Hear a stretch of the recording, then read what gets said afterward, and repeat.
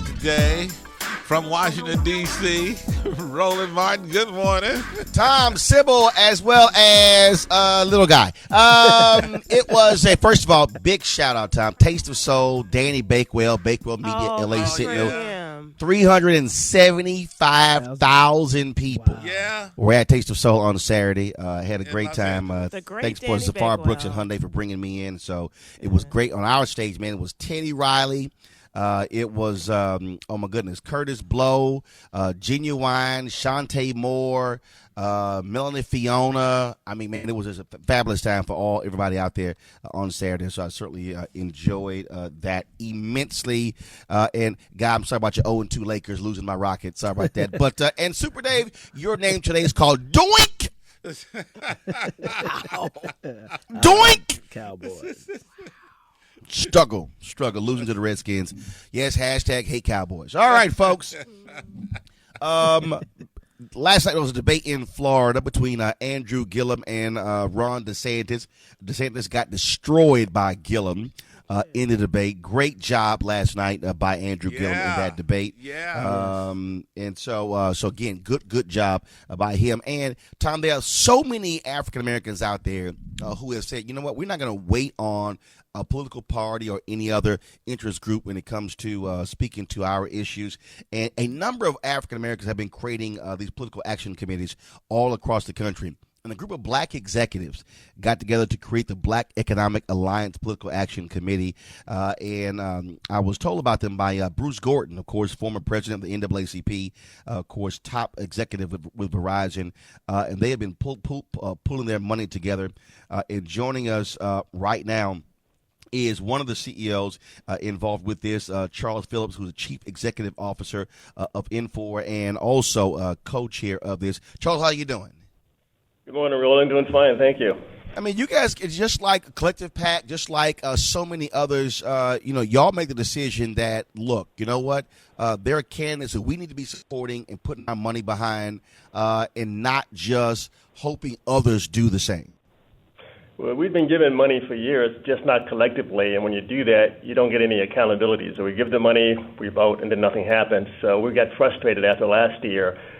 We gave a lot of money to the Clinton campaign, frankly, and asked about getting out the black vote, asked about economic progress in the black community, and nothing happened. So we said, let's stop doing that. So we all got together about a year ago, along with some leading politicians, Kamala Harris, Cory Booker, Deval Patrick, to advise us.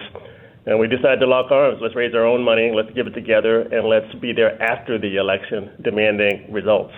So that's the difference this time. And y'all raised, what, about $5 million plus?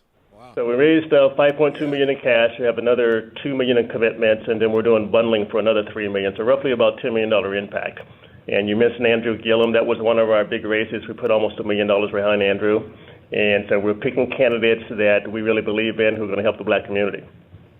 And not just black candidates, there are others, but you also have a criteria when it comes to a non-black candidate you support, correct? Yeah, we're looking for districts where there's at least 10% black population because we can mobilize the black vote, and it'll be, pay attention to that constituency. But the candidate may or may not be white, may or may not be Democratic. We're nonpartisan, so we want results. People are going to go along with the policies that we think will help the black community. That's the number one criteria. And what I love about that is that, again, when it comes to getting our vote out, that was always one of my issues. Folks who were, constantly, waiting for, October to come around, and then these parties would begin to say, fine, okay, we'll visit some black churches and throw a little money at it. This is really about how do you mobilize over the course of a year leading up to an election. Black people will come out and vote if you ask them to, if you pay attention to it. That's true. We've been spending all the money, though, in other communities on television trying to get the swing vote, where 95% of black people will vote for you if you ask them. It's a much better use of the money. So we said, let's go do that. Since people are ignoring this sector, they won't ask them to vote, they won't spend the money there. We're going to spend our money in one place.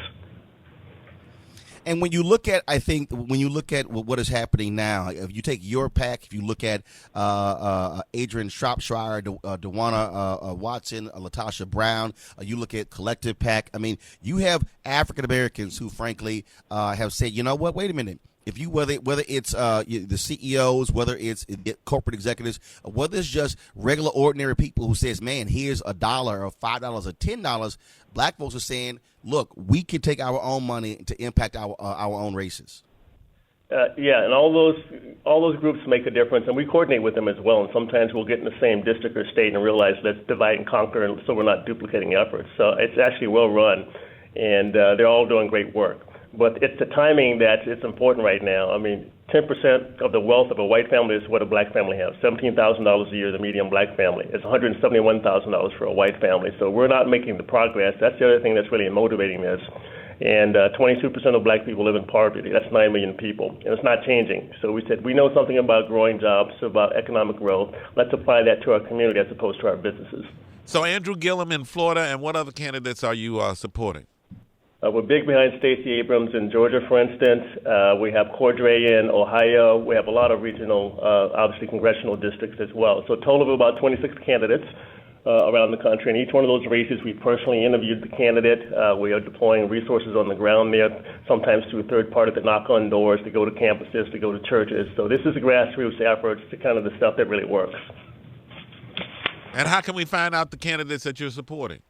It's right on the website, so blackeconomicalliance.org, and you can donate directly to the candidate if you want to, through us, for instance, and we have a number of events. We have conference calls for those candidates as well, and so that's kind of like any other PAC, so we're just active in our community, though.